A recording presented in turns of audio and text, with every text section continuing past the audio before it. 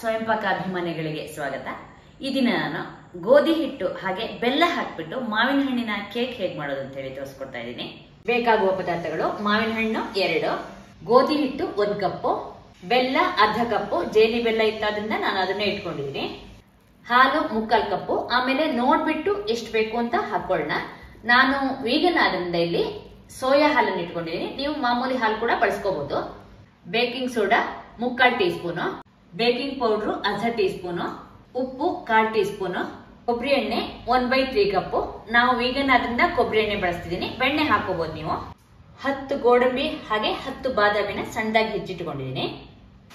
ಲಿಂಬೆ ಹಣ್ಣಿನ ಹೋಳು ಅರ್ಧ ಇಟ್ಕೊಂಡಿದ್ದೀನಿ, 1 ಟೀ ಸ್ಪೂನ್ ರಸ ಸಾಕಾಗುತ್ತೆ. ಕೇಕ್ ಮಾಡೋ ಪಾತ್ರೆಗೆ ಎಣ್ಣೆ ಹಚ್ಕೊಳ್ಳಿ. ಮಾವಿನ ಹಣ್ಣನ್ನ ಸಣ್ಣದಾಗಿ ಹೆಚ್ಕೊಳ್ಳೋಣ.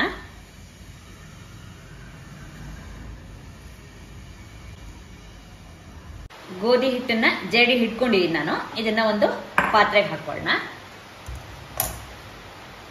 ಈ ಬೇಕಿಂಗ್ ಸೋಡಾ, ಬೇಕಿಂಗ್ ಪೌಡ್ರು ಸ್ವಲ್ಪ ಜಡಿ ಹಿಡ್ಕೊಳ್ಳೋಣ. ಒಂದು ಬಟ್ಲಿಗೆ ಹಾಲು ಹಾಕೊಳ್ಳಿ, ಪೂರ್ತಿ ಹಾಕಿಲ್ಲ ನಾನು, ಹತ್ರ ಅರ್ಧ ಕಪ್ನಷ್ಟು ಹಾಕಿದ್ದೀನಿ. ಅದಕ್ಕೆ ಲಿಂಬೆ ಹಣ್ಣಿನ ರಸನ ಹಿಂಡ್ಕೊಳ್ಳೋಣ, 1 ಟೀ ಸ್ಪೂನ್ ಸಾಕು.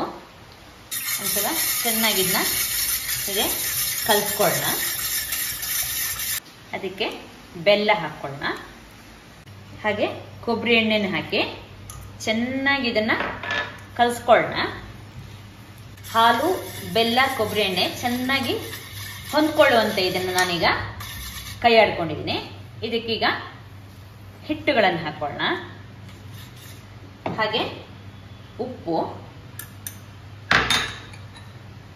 ಗೋಡಂಬಿ ಅರ್ಧ ಭಾಗದಷ್ಟು,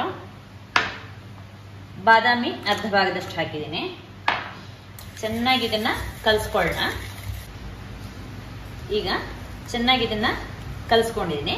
ಇದಕ್ಕೆ ಮಾವಿನ ಹಣ್ಣಿನ ಹೋಳುಗಳನ್ನು ಹಾಕಿ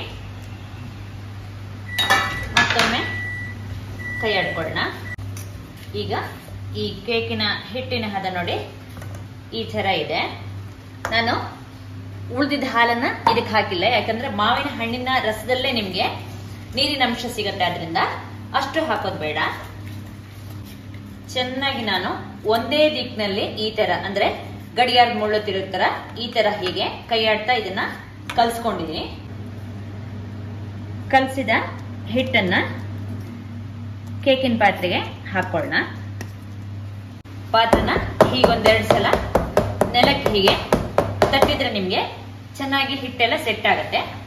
ಈಗ ಮೇಲ್ಗಡೆ ಉಳಿಸಿದಂತಹ ಬಾದಾಮಿ ಹಾಗೆ ಗೋಡಂಬಿ ಚೂರ ಹಾಕೋಣ. ಅವನನ್ನು ನಾನು 180 ಡಿಗ್ರಿಗೆ ಸೆಟ್ ಮಾಡಿ ಪ್ರೀ ಹೀಟಿಗೆ ಇಟ್ಟಿದ್ದೀನಿ. ಈಗ ಈ ಕೇಕ್ ಮಾಡಕ್ಕೆ ಪಾತ್ರನ ಒಳಗಿಟ್ಬಿಟ್ಟು ಇದನ್ನ 40 ನಿಮಿಷಕ್ಕೆ ಸೆಟ್ ಮಾಡ್ಕೊಳ್ಳೋಣ. 40 ನಿಮಿಷಕ್ಕೆ ಸೆಟ್ ಮಾಡಿ ಇಟ್ಟಿದ್ದೀನಿ. ಮಧ್ಯದಲ್ಲಿ ಒಂದು 30-35 ನಿಮಿಷ ಆದ್ಮೇಲೆ ಒಮ್ಮೆ ನೋಡ್ಕೊಳ್ಳೋಣ. ಕೇಕ್ ಮಾಡ್ಲಿಕ್ಕಿಟ್ಟು 35 ನಿಮಿಷ ಆಗಿದೆ, ಒಮ್ಮೆ ತೆಗೆದು ನೋಡೋಣ. ಒಂದ್ ಕಡ್ಡಿನ ಹೀಗೆ ಒಳಗೆ ತೂರ್ಸ್ ನೋಡಿ, ಒಂದ್ ಸ್ವಲ್ಪ ಆಗ್ಬೇಕು. ಇದನ್ನ ಮತ್ತೆ ಇಡೋಣ ಒಳಗೆ. ಕೇಕ್ನ ಒಳಗಿಟ್ಟು ಇನ್ನು 5 ನಿಮಿಷ ಜಾಸ್ತಿ ಮಾಡೋಣ. 10 ನಿಮಿಷ ನಾನು ಮತ್ತೆ ಸೆಟ್ ಮಾಡಿದ್ದೀನಿ. ಕೇಕ್ ಮಾಡ್ಲಿಕ್ಕಿಟ್ಟು 45 ನಿಮಿಷ ಆಯ್ತು. ಈಗ ಆಗಿದೆಯಾ ನೋಡೋಣ. ಕಡ್ಡಿ ಹಾಕಿ ಒಳಗೆ ತೋರಿಸಿದೆ ನೋಡಿ, ಏನು ಇದಕ್ಕೆ ಅಂಟ್ಕೋತಾ ಇಲ್ಲ, ಅಂದ್ರೆ ಕೇಕ್ ಆಗಿದೆ ಅಂತ ಹೇಳಿ. ಕೇಕನ್ನ ತಣ್ಣಗಾಗ್ಲಿಕ್ಕೆ ಇಡೋಣ, ಮುಚ್ಚಿಡಿ. ಕೇಕ್ ತಣ್ಣಗಾಗಿದೆ, ಇದನ್ನ ಸುತ್ತ ಬಿಡಿಸ್ಕೊಳ್ಳೋಣ. ಕೇಕ್ನ ಸೀದಾ ಮಾಡ್ಕೊಳ್ಳೋಣ. ಇದನ್ನ ಬೇಕಾದ ಗಾತ್ರಕ್ಕೆ ಕತ್ತರಿಸ್ಕೊಳ್ಳೋಣ.